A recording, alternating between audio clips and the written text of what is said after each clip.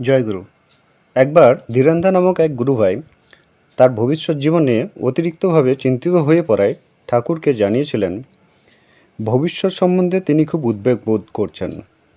তখন শ্রী শ্রী ঠাকুর তাঁর দীপ্ত ভঙ্গিমায় তাকে জানিয়েছিলেন, তোর শালার অত উদ্বেগ দিয়ে কাম কি?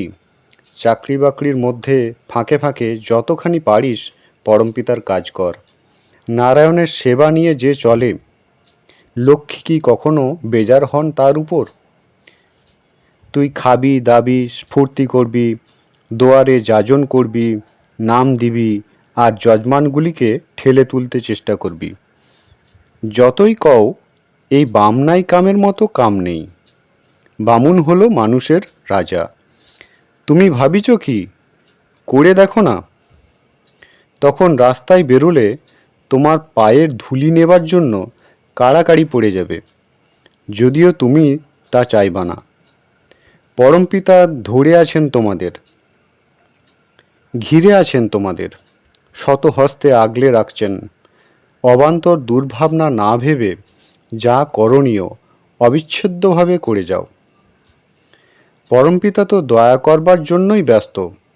তোমাদের কর্মের ভিতর দিয়ে তাকে সেই সুযোগটুকু দাও, সূত্রটুকু দাও, যার ভিতর দিয়ে তিনি আশ মিটিয়ে করতে পারেন তোমাদের জন্য। শ্রী শ্রী ঠাকুর এই কথাগুলি ধীরেন্দ্রকে একটু থেমে থেমে জোর দিয়ে দিয়ে বলছিলেন, যেন সাক্ষাৎ লোকত্রাতা বরাভয় হস্তে আর্ত মানবকুলকে পরম আশ্বাসের বাণী শোনাচ্ছেন। তাঁর বদনমণ্ডল দিব্য বিভায় উজ্জ্বল হয়ে উঠছে।